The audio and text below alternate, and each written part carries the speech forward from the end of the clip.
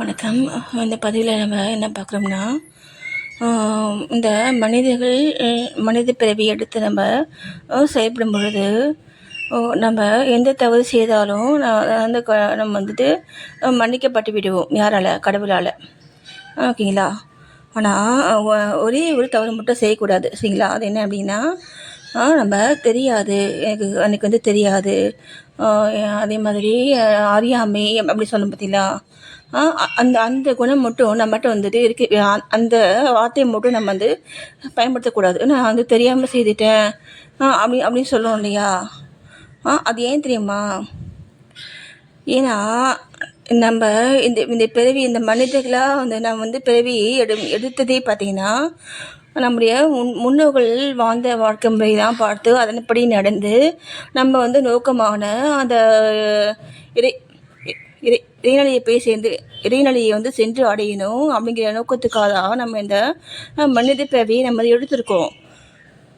அதுதாங்க உண்மை.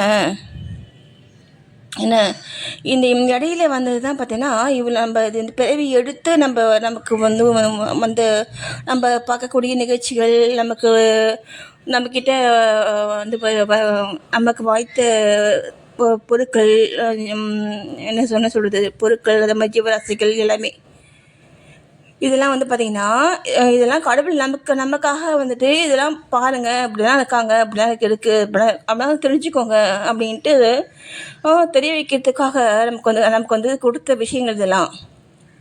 சரிங்களா? நம்ம என்ன பண்ணணும், நம்முடைய முன்னோர்கள் வாழ்ந்த வாழ்க்கையை நம்ம பார்க்கணுங்க. நம்ம முன்னோர்கள் யார்? நமக்கு முன்னாடி இந்த நம்முடைய மூதாதையர்கள் நல்லா வாழ்ந்தவங்க, நல்லா சந்தோஷமாக, ஹாப்பியாக, நிம்மதியாக வாழ்ந்து அந்த இறைநிலையை செஞ்சு வந்து அடைஞ்சவங்க. என்ன அந்த மாதிரி வந்துட்டு மக்கள், அந்த மாதிரியும் வந்து ஒரு ஆன்ம விடுதலை பெற்ற முன்னோர்கள்.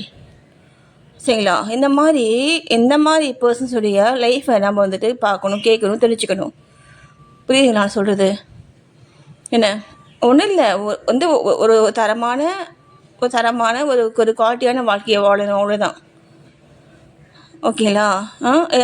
அதை நம்ம தெரிஞ்சுக்கணும். அதை மாதிரி நம்ம தெரிஞ்சுக்கும் பொழுது பார்த்திங்கன்னா, நமக்கு தேவையில்லாமல் நமக்கு வந்து நான் வந்து இந்த கஷ்டப்பட முடியலா அந்த மாதிரி நிலைக்கிற நம்ம வந்து போக மாட்டோம். ஏன் சொல்லனா, நம்ம இங்கே வந்ததையே பார்த்திங்கன்னா, நம்ம வந்துட்டு இந்த உலகத்தில் மனிதர்கிட்ட நம்ம வந்துட்டு வாழணுங்கிறதுக்காக வந்திருக்கோம். அதுக்காக தான் நம்ம இந்த பிறவியை நம்ம வந்து எடுத்திருக்கோம். அப்போது எப்படி நீங்கள் வந்துட்டு அது கூட தெரியாமல் எப்படி நீங்கள் வந்து வாழ முடியும்? நம்மளுக்கு ஃபஸ்ட்டு டியூட்டி அதை தானே. நான் சொல்கிறது சரி தானே இல்லைங்களா?